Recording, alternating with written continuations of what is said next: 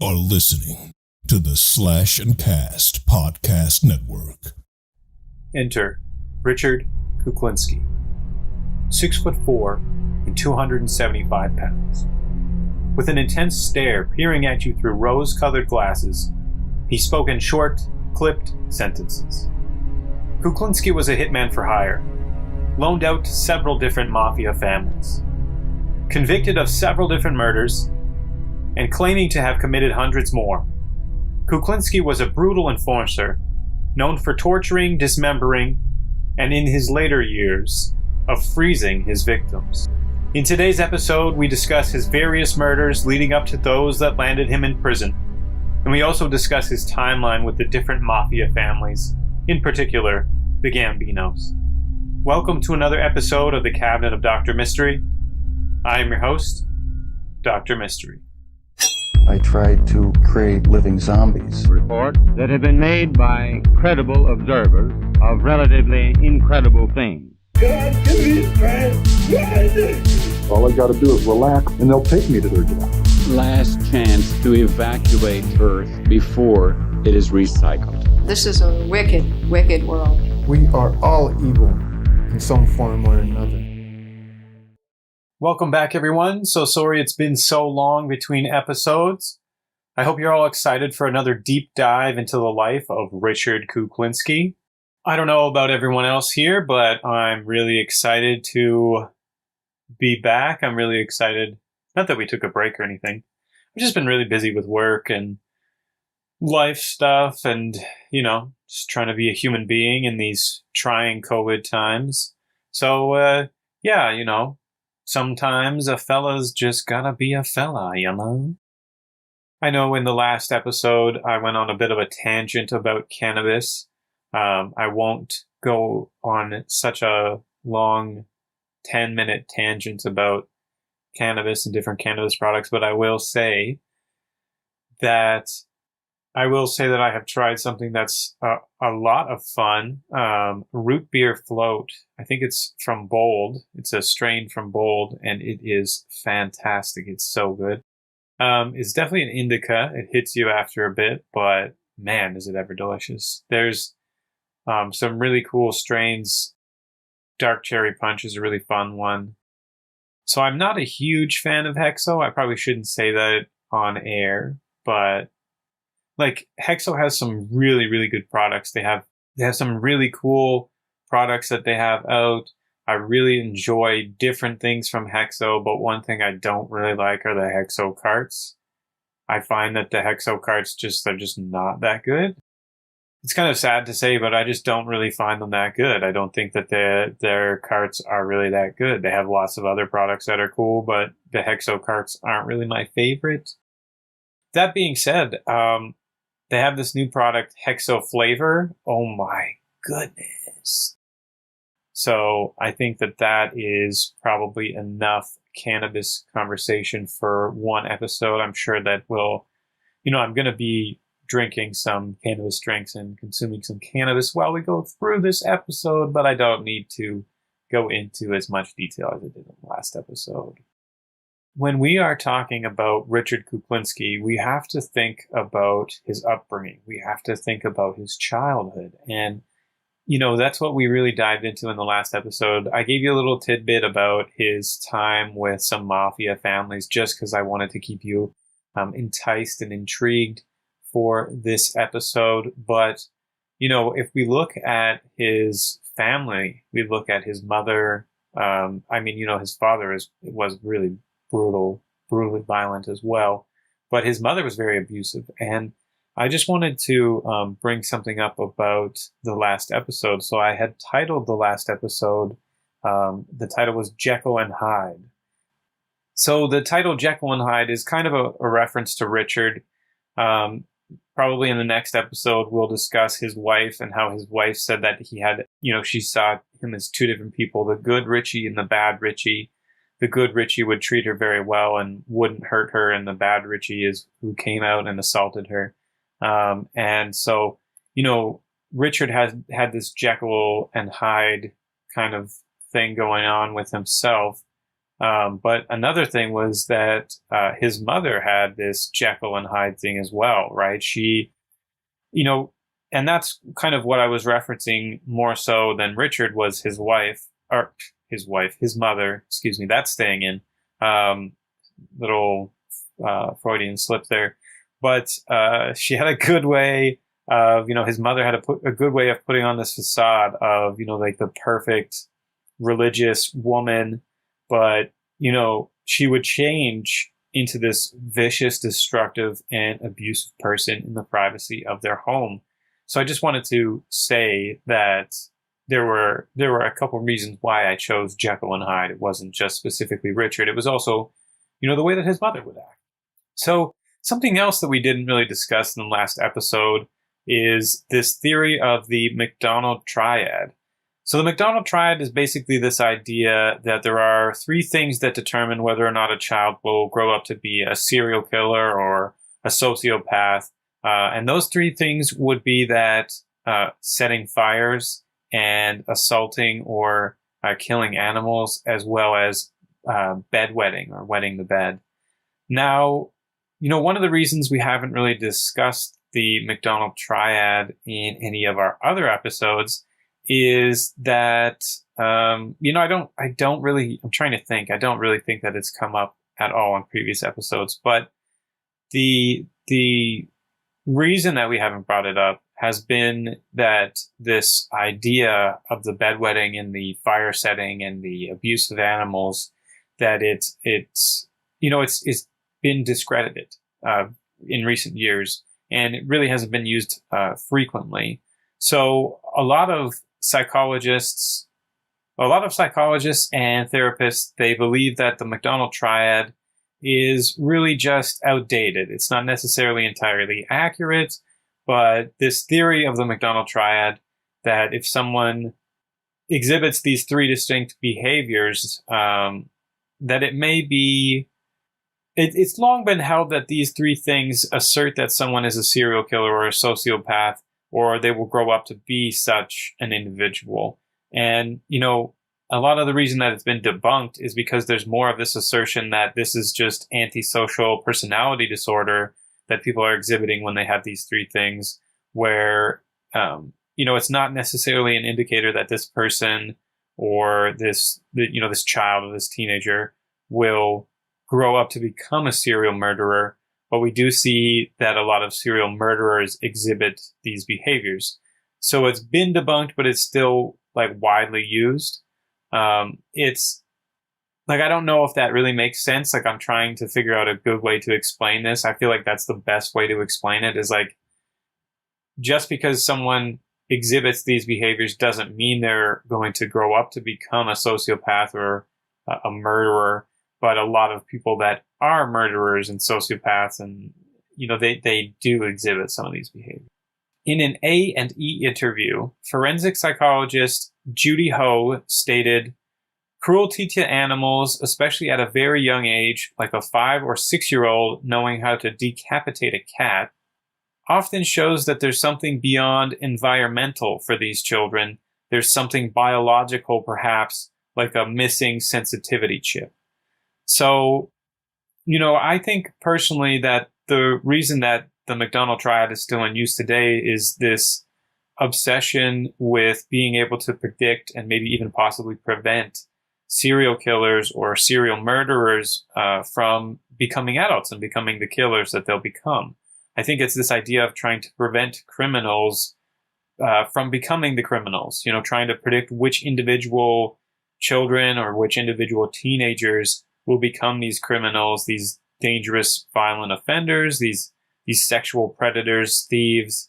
As a society, we're trying to pinpoint which individuals are susceptible to this and trying to figure out who is a bad person, so to speak, right?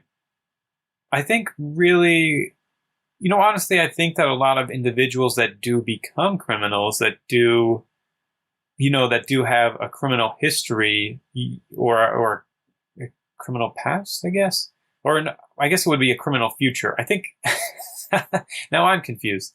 I think that these individuals that commit crimes, we'll say that to be to be clean cut here. These individuals, they're susceptible to, extreme poverty or sexual or physical or emotional abuse when they're younger. All these sorts of things that influence people when they're younger. I think that's what develops and turns people into criminals, into murderers, right?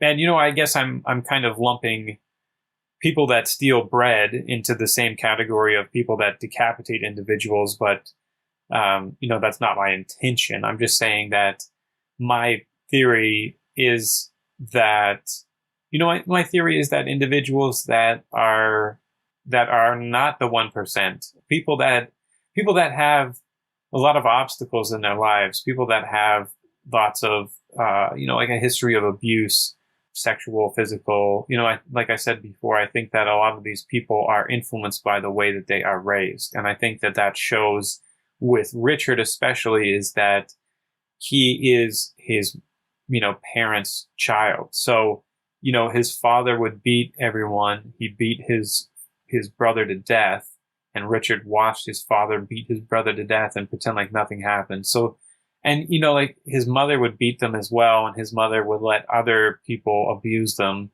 that were in the church. And so it was just like this whole vicious cycle that bred Richard into who he was. And you could say, like the forensic psychologist said, you could say that somebody is born this way, that they're missing something, but also you look at the individuals that were in his life, and he was definitely influenced by them as well. Before we go into further detail on Richard's hitman career, let's discuss his violent escapades throughout the streets of Manhattan. And before I do that, why don't I crack one of these drinks? So in the last episode, we briefly talked about Richard's employment in the Mafia family, like various Mafia families, and his gang, the Coming Up Roses gang. We also talked about how he executed two of his friends under orders because they had robbed a made man's poker game. So after the dissolution of his gang, Richard began spending lots of time by himself. He actually took up walking, which makes me think of him in like wearing like a headband and like short shorts with like a tank top, same color. And he's like this old grandfather going speed walking in the mall. That's the image that I picture in my head, this ginormous man going speed walking in the mall. He actually, took up walking, and he started taking the ferry to Manhattan and walking around the West Side. But obviously, things took a dark turn on his regular walks when a homeless man begged him for change one day. Richard said he became angry with the man who incessantly begged him for change. When the homeless man grabbed Richard by the shoulder, he spun around, pulled out his combat knife, and stabbed the man twice in the chest. Just did like a little spin-a-marink-a-dink-a-dink, stab. So he continued on his walk, unfazed by the murder that he had just committed. And as he reached the end of his route, he turned around and returned the same way that he had walked before. And as he passed the body of the man he had murdered, he found that he quite enjoyed seeing the body of the man on the ground. He felt in control, godlike, and, he felt like he decided who lived and who died. And we previously discussed how Richard would use his body and tie a noose around a man's neck, swing him over his shoulder, and hang him there until his legs stopped kicking. But he also used different forms. He would bludgeon, he would stab, and he would even stake homeless men with an ice pick. He would use an axe. He would use whatever he wanted. He would just go and have, at the time of his life, just stabbing and murdering people. Now, you might be thinking at this point, how, after listening to the last episode and this episode, you might be thinking, how has no one noticed all of these murders that he's been committing? All these homeless people, that are just dropping dead. Apparently, the theory around the time was that the homeless people had just gone crazy and murdered each other. And, essentially the police didn't care. And I think that Richard knew that. I think he knew that he could satisfy his urges without having a lot of people notice. And, even after he was employed by the different mafia families to commit acts of robbery and bootlegging pornography, and I think he also sold drugs. He continued his Manhattan killing sprees, though. By the time Richard was 25, he had murdered at least 65 men. 65. That's a lot. 65 men by the time that you're 25. What have you done with your life? I bet you haven't murdered 65 men. So I believe that in the previous episode, we discussed how he married a woman named Linda and how he said that he didn't love her, he didn't love the children that they had together. But, I don't even know if I told this. I might have said it in the last episode, but this crazy story is that this guy actually got in a fight with his wife, Linda. I believe he caught her, or at least he thought he caught her cheating. And homie actually sliced off her nipples during an argument. Like, he cut off his wife's nipples. And I think if I haven't mentioned it before, I'm pretty sure it wasn't like he was upset that she was with another person. I think that he was upset that his property was being used by someone else without his permission. Like, I think he viewed these women as his possessions. His children were his possessions, objects that he owned. So while he was with Linda, he began dating a woman named Barbara. So we'll go into detail about Barbara and her two girls and the little boy that they had. I mean, I guess he's a grown man now.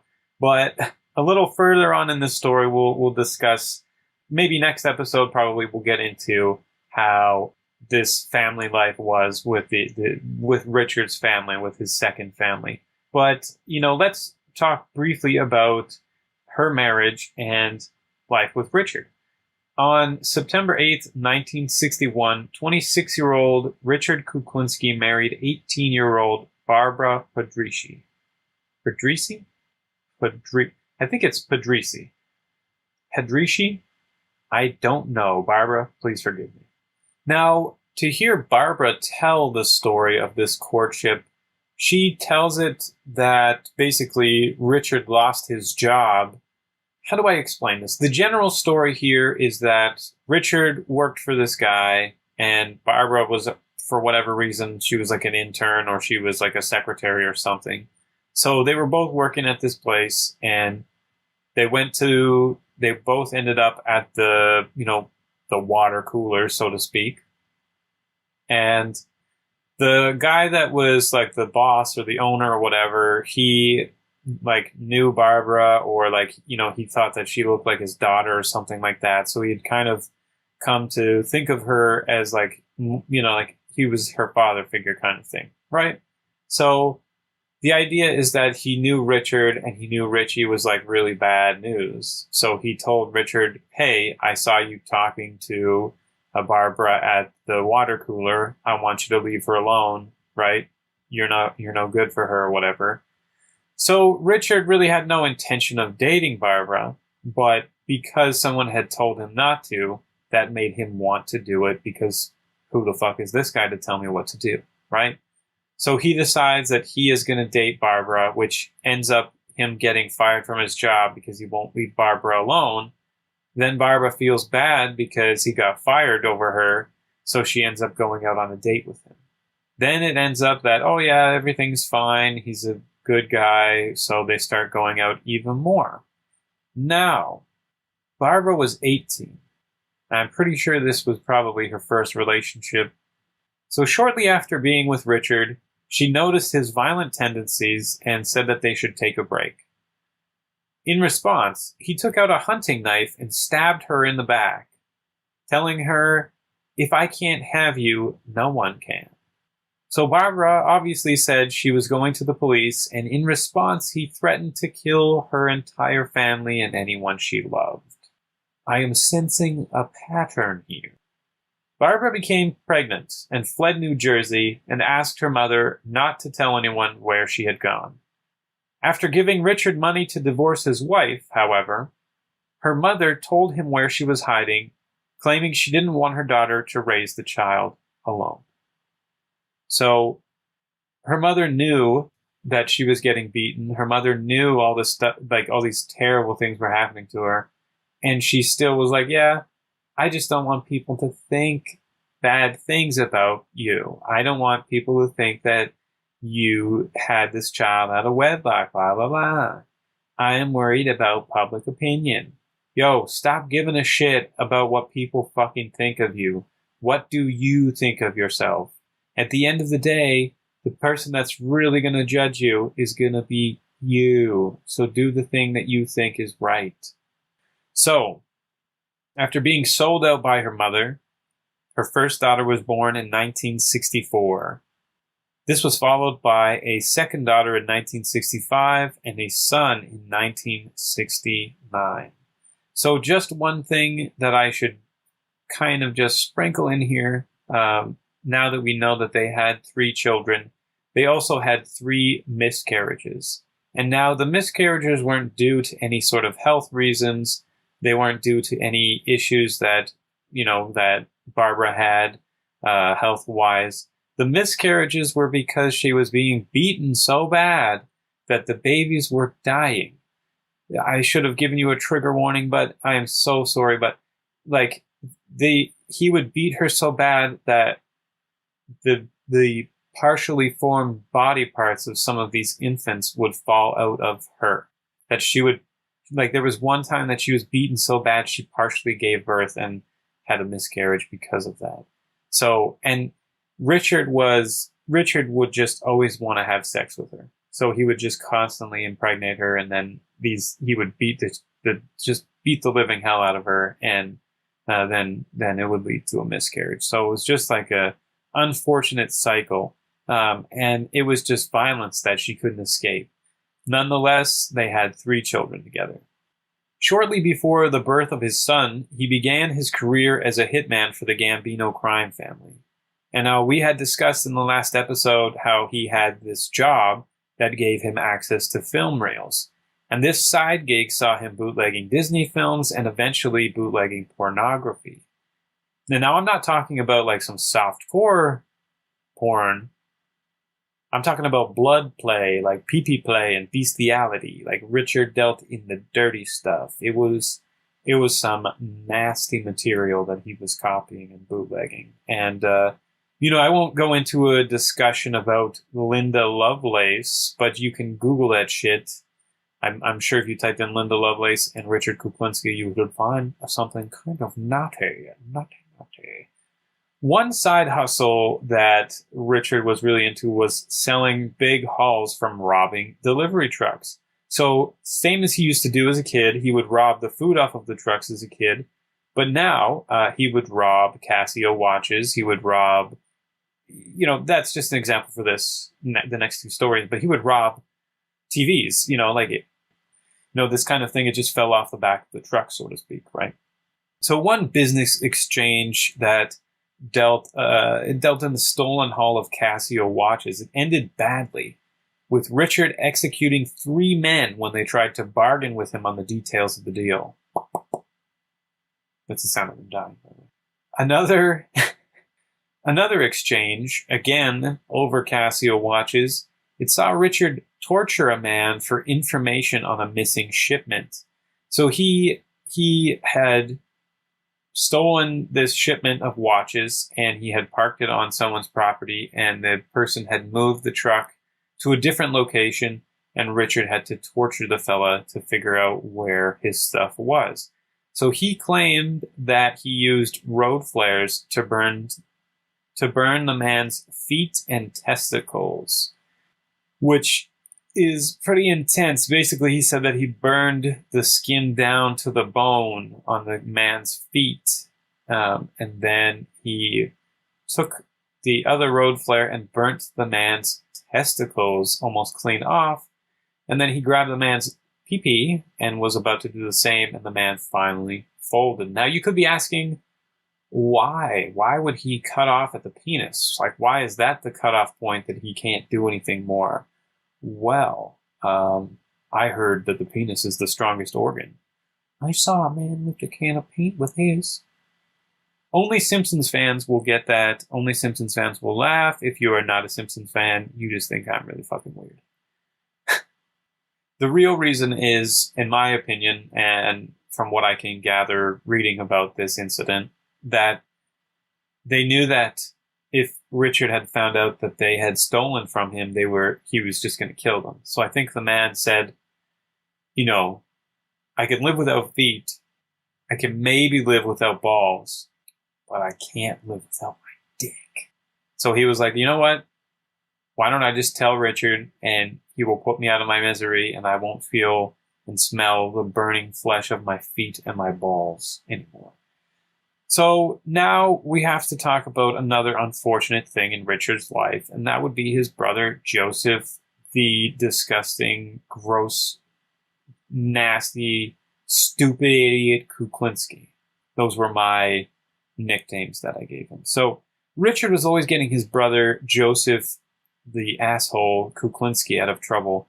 The one time that he didn't come to his brother's rescue was in September 1970, when his brother was charged with the rape and murder of a 12-year-old girl. Now remember, Kuklinski's one thing was, he wouldn't hurt women or children. Men, he would do whatever he wanted, but women and children were off limits.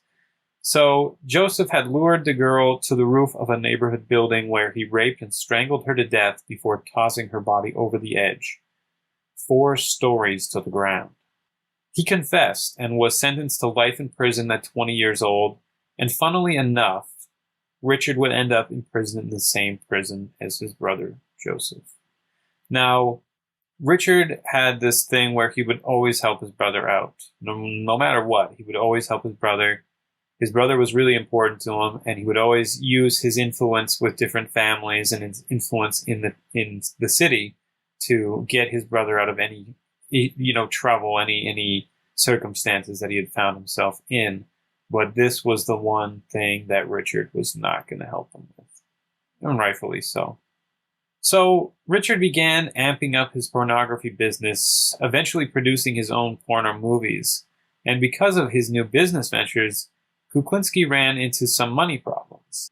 Now, in our last episode, we spoke of Roy DeMao. I gave you an idea of what he was like and who he worked for. I gave you a really good story that I found from an actual mob member, so that was really neat.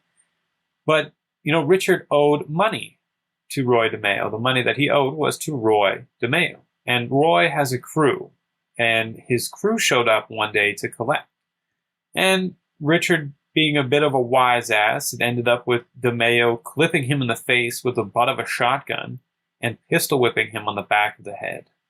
Now, Richard decided he would pay DeMao back after he used DeMao's connection to the Gambinos for his own good.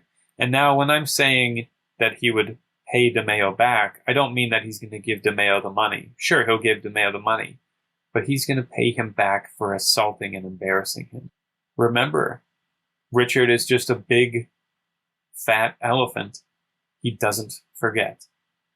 So he had this idea in his head that he was going to make sure Roy paid for what he did, at least at some point.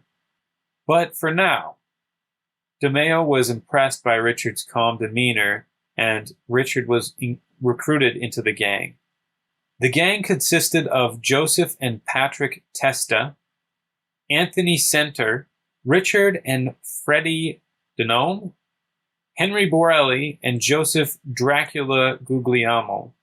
And apparently they called him Dracula because he looked like, Bela Lugosi, the guy who plays Dracula. If you know, you know. Before Richard could become a member, DeMao put him to the test. They parked near a local dog park, where DeMao calmly picked a man at random. He pointed to the man as the guy walked by, and he said, "Kill him."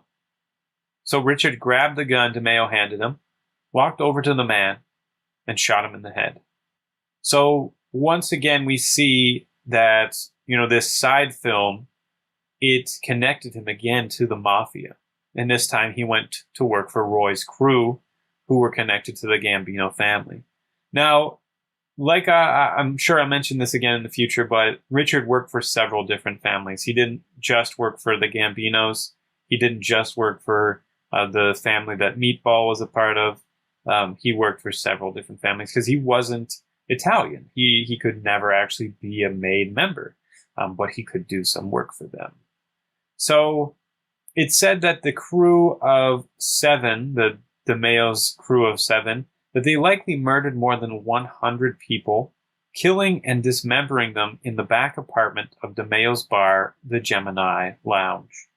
It's important to remember that Roy had a lot of experience as a butcher, and this led him to develop a method of dismemberment. And this method of dismemberment, it was known as the Gemini method. Good branding, like on-point branding, I've got to say. The Gemini Lounge is located at 4021 Flatlands Avenue in the Canarsie section of Brooklyn, New York. The gang would hang out in the bar, luring their victims of their hits or grudges into the back apartment where the victims were tortured, beaten, murdered, and methodically dismembered. Now, the majority of the time when they would commit these murders in the Gemini Lounge, a lot of the times they would just quickly stab or they would shoot the individual in the head while while using a silencer. The idea was that when they were in the Gemini Lounge, there was usually, most of the time, there were other patrons in the front part of the bar. So they were trying to be quiet. And like I'm going to go into here in a minute, they also liked to have things clean. So one story that Richard told when he was in the Gemini Lounge, he said that he walked into the bathroom only to see a man hanging upside down from the shower. His throat was slit and he was being bled out into the tub. And Roy joked afterwards when he had left the bathroom. Roy said, "You see the guy taking a shower?" Even the murderous Mafia members got to make the dad jokes. So the idea here is that they're bleeding the guy out, so they're bloodletting the fella, and that in turn is allowing them to, when they're going to cut him up, it's going to be a lot cleaner. They're not going to have blood, shooting out everywhere. It's going to be more of clean cuts.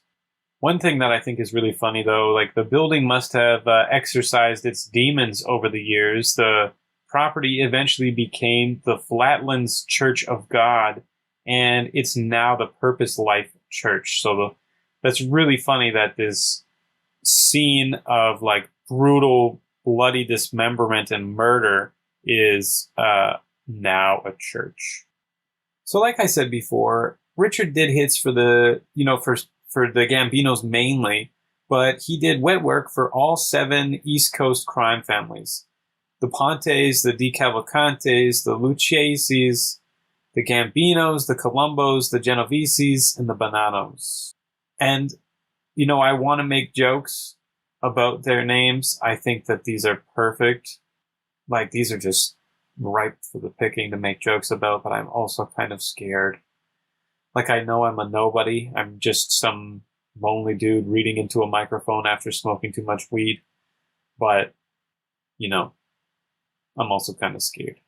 I don't want the Mafia to come and get me, I mean, I do kind of want to die. Death is a welcoming experience, but I want to die my way.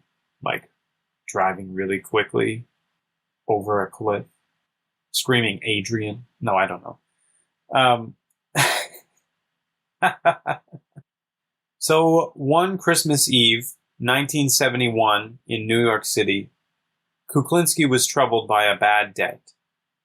A man named Bruno Latini owed him a significant amount of money and gave the impression that he wasn't afraid of the consequences of not paying Richard. So, as Richard stated, he wouldn't see Christmas. That's what Richard said.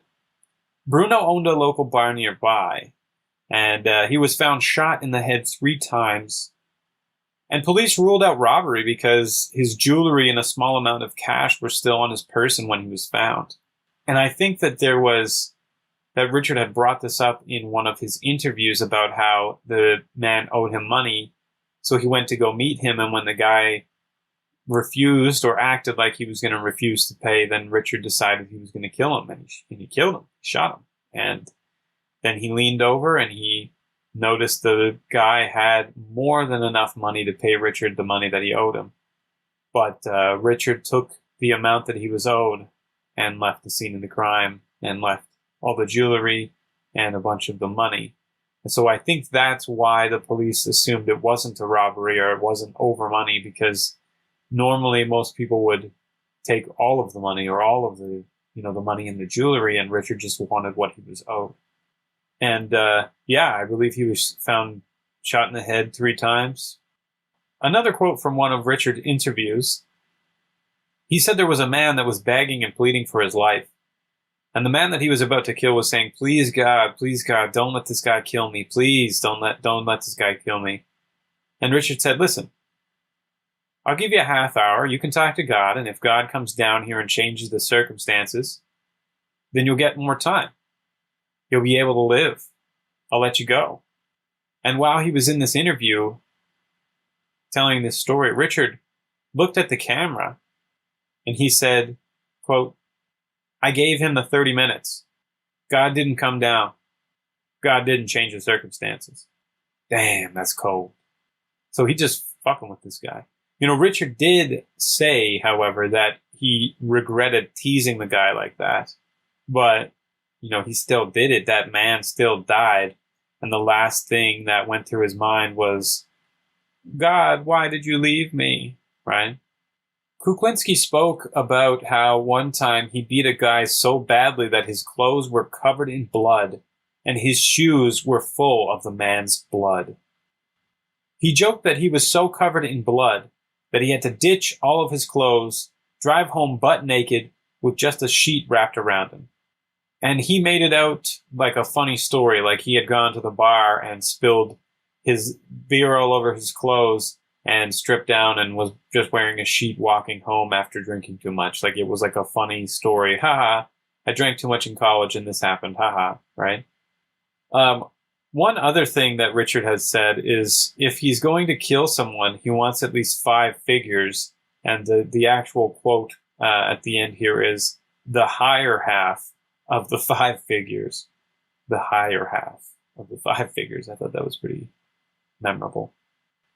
So I think we mentioned in the last episode that Richard likes to experiment. Some of the experimenting that he did, it included one just a unimaginable thing, removing someone's tongue and shoving it up their ass. That's one of the experimentations that he did. One other incident was when Richard was hired to murder a man who had raped the young daughter of a made man's family. He claims that he went out to Miami where he let the air out of the man's tires, and when the man went to look at his tires, Richard took his gun and put it in the man's back and led him away. He then drove the man to an isolated location, tied him to a palm tree, which I thought was a nice touch, and cut off his dick and his balls, which I also thought was a nice touch to do to a rapist. And then he disemboweled him, which, sure, okay, go for it. But my favorite part of this genital mutilation and disembowelment is that all the while when he's cutting off different pieces and removing different organs, he showed the man his different body parts up until he died. He also talks about how with this man, he cut his skin in several different places and tied a life vest to him before throwing him in the ocean and letting the sharks have him. We also hear some stories about Richard's road rage and how, this one incident where a group of young men cut Richard off in traffic and gave him the finger. After they had cut him off and gave him the finger, he decided that he was going to execute the entire group of young men. Richard has also experimented with grenades. He pulled the pin out of a grenade once and threw it next to someone and walked away after the explosion. But he was also very creative. As throwing a grenade at somebody and trapping them so that they can't escape is pretty intense and very brute force like. He was also very creative. He figured out the easiest way to kill someone who refused to leave their apartment. Now, he used a little shadow play, a little photography trick. The best way was to wait until the victim came to the peephole, and when he saw the light darken, when he saw the shadow from their figure going over the peephole, he would take the gun onto the other side and place it right over the peephole and the eye hole, and he would pull the trigger.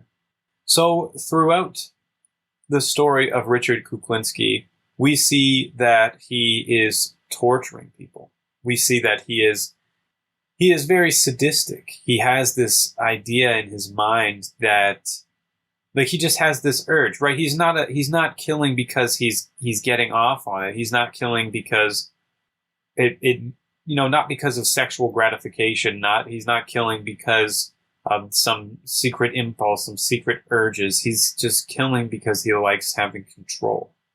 And I think that's why he assaults his wife as well, is just that idea that he likes having control and being in control, especially when it comes to things that he owns and possesses, like his wife and his children. We'll talk about his family in the next episode. Really, when we talk about his family, we talk about how he beats his wife and how he, sexually assaults and rapes his wife and does whatever he wants to her, the same way that his father did to his mother and to other women in his life. But, the one good thing that we can say about Richard is that he wouldn't beat his children. He wouldn't physically hurt his children. But, he would say terrible, horrible things to them. He would tell them that, he would say things to, I believe her name was Merrick, one of his daughters, who was his favorite child. He said, if your mother gets out of pocket and I have to kill her, then I have to kill all of you. Right? I can't leave any witnesses. That's just who I am. And his daughter would say, yes, Daddy, I know, Daddy. And he would say, but I want you to know that you would be the hardest person to kill. Right? Just so you know, you're my favorite. I would still slit your throat and cut you up into little pieces. But I love you. I love you more than anyone else. Killing you would actually suck. Killing everyone else, not a big deal. Killing you would be brutal. Like, I can't even describe how much it would hurt for me to kill you and cut you up into little pieces. Oh, it would be brutal. Just one more quick story to close the episode. It's another one about a made man's daughter, or rather the man that assaulted her. You see, this made man, he had asked the guy who was fooling around with his daughter what his intentions were, and he didn't like the answer he was given. So this isn't, we can't really say that this man assaulted the woman. We don't really know. All we know is that when he said, well, my intentions with your daughter are just to have some fun or something along those lines, like, what are your intentions? I've been in that situation where you're dating someone and the father says, what are your intentions? And you always just want to be like, I don't know, man, I'm just fucking chilling, right? But you have to come up with something, because I don't think shrugging your shoulders and be like, she puts my penis in her hands, I don't think that that's an appropriate response to a father. So you'll make something up, right? You always, not necessarily. Sometimes you have good intentions, right? Some of us have good. Surely there's some good men out there. I've yet to see them, but the hunt is on. The hunt is on for a good man. Everybody that's gone out on a date with a woman has had somebody a father or a brother or uncle or someone say, what are your intentions with my daughter or my niece or my sister? My general thing is my intentions are to give myself to this other person and to be supportive of them. And my intentions are whatever their intentions are. I'm not going to, put an agenda on this. If they, let's go with the flow, but also like respect each other, So that's my usual answer. But I feel like this guy was more like, I don't know, we're having sex and it's great, so I'm just going to keep doing that. Is that okay, buddy? And it wasn't the right answer. So, not liking the answer that he was given, he hired Richard to make this guy suffer. So Richard abducted the guy. He took him to a secluded cave filled with hundreds of rats, and he tied wet rawhide around the man's testicles. Now, this wet rawhide, basically what happened is this rawhide was wrapped around the man's genitals, the ball sack, and so he had wrapped this rawhide around the man's testicles, and as the rawhide dried, it had, it was shrinking and tightening around the man's genitals, and there was, like, I don't know how the fuck you would even remove that, but he said that the man's testicles were turning a bright red color. And as the guy was screaming and hollering, I believe Richard had duct taped his mouth shut, but the man was still screaming and trying to scream through the duct tape. Basically, Richard had set him out for the rats. These, hundreds and hundreds of rats that he found at this secluded cave, he had laid this gentleman out for the rats to come and find him. And, he even did a little photo shoot, and he showed the pictures to the man who hired him, and the man gave him a $10,000 bonus for torturing the fuck out of this guy. And, he continued to use this method of leaving his victims out for the rats. And he even once said that, I don't know if it was this instance or if it was a different one, but he said that the man that he had left there to be eaten alive, basically, he said when he returned that he just honestly returned to a skeleton. There was nobody there. There was nothing left. It was just, like skeleton with a little bit of meat left on it. So apparently rats will just like devour a human if they get a taste for blood. So there it is. He did his own little science experiment, and it turns out rats are nasty motherfuckers. There's lots of different stories from Richard Kuklinski about the different murders that he committed, about the different tortures that he committed as well. And, there's one story about how he was hired by somebody to avenge somebody that was sexually assaulted. And basically he had to prove to this guy that he had committed the crime and the guy wanted his dick or something. So Richard cut his penis off, put it in a bag, and traveled around the country with his dick in a bag, babe. Like dick in a box? Okay, but anyway. There's also another story where Richard murdered somebody who was stealing from the mob, and the mob bosses had asked if Richard would, murder the man and then afterwards take his money and his credit cards and shove them in the man's asshole afterwards. So there's a lot of butt play in his murders. There's a lot of dick and ball play in his murders. So it just makes me wonder if he's not into some sort of BDSM, or if that, maybe that's the secret. Maybe he's just not living his true life, his true self. One thing that I will mention before we close this episode is like this whole time that I've been talking about this, I've just kind of been briefly going over all of these different murders and stuff because I don't want to take more than an hour. I don't want to have like a 2-hour episode or like 1 hour is good enough. We can have another full hour-long episode about the different murders that he committed that led him to prison, which we will.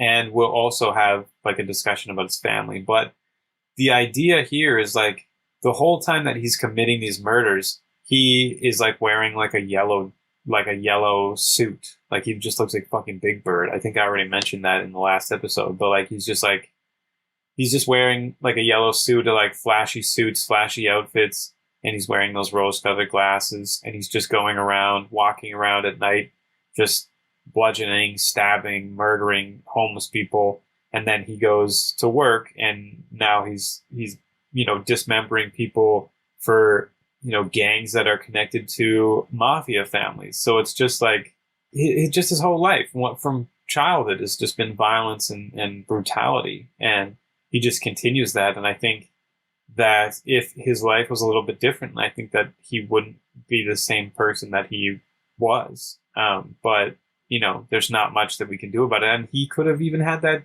predisposition that he would have been a criminal serial murderer anyway, but I guess we'll never know. Richard had even, one thing that I didn't really mention when I was talking about the rats scenario, the rat torture. Basically, Richard had gone on this whole tangent about how he used to, like, at a certain point, he started setting up a camera to film the entirety of the rats devouring a human being. And one thing that I thought was kind of interesting was how he told me, he didn't tell me, I'm not the one interviewing him. Jesus. I mean, I don't think I could. I don't think I have the balls for that. And if I did have the balls to interview him, he would certainly burn them off with a road flare.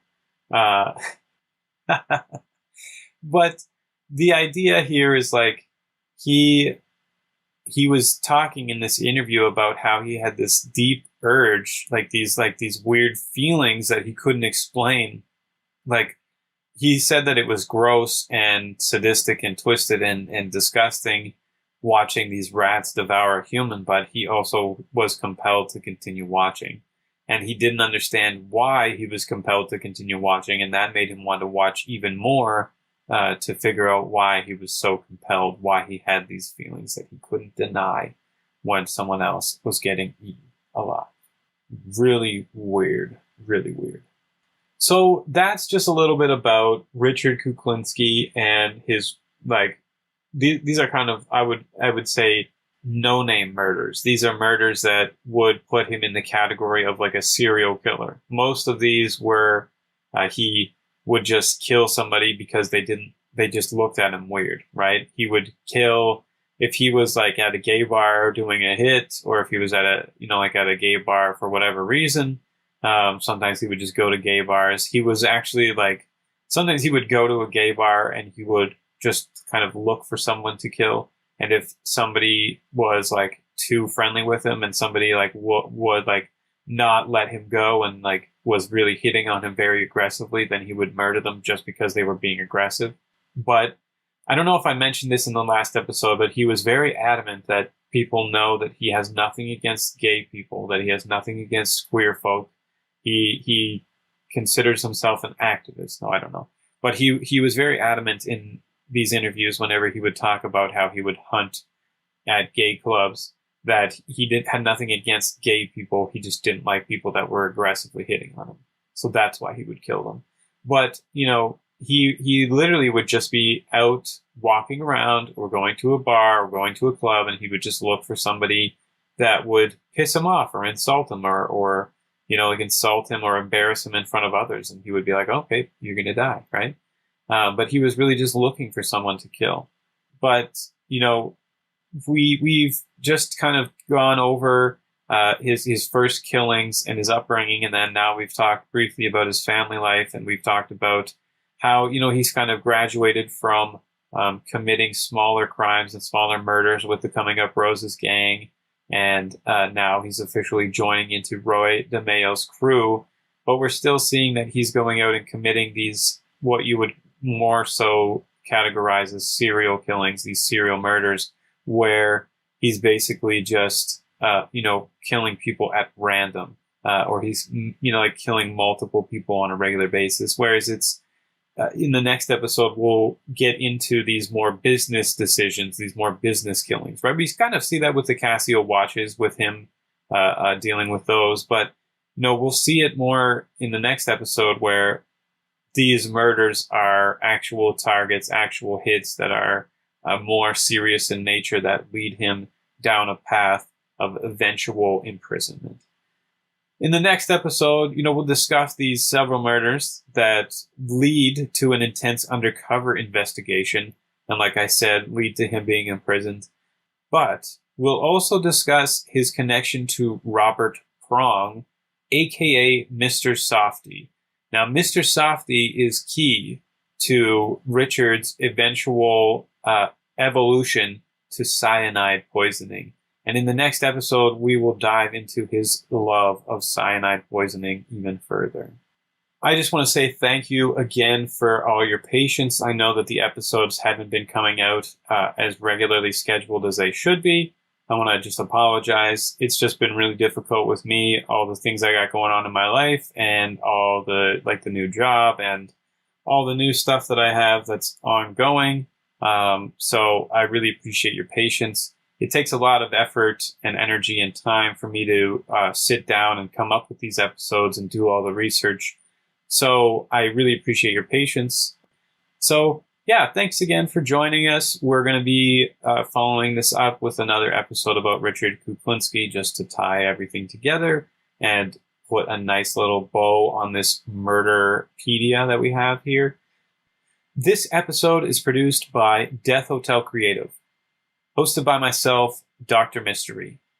To view more and to grab your exclusive Cabinet of Mystery merch, visit us at notwhatwesay.com. You can also check out our Instagram handle at Cabinet of Mystery or our Twitter at Open the Cabinet.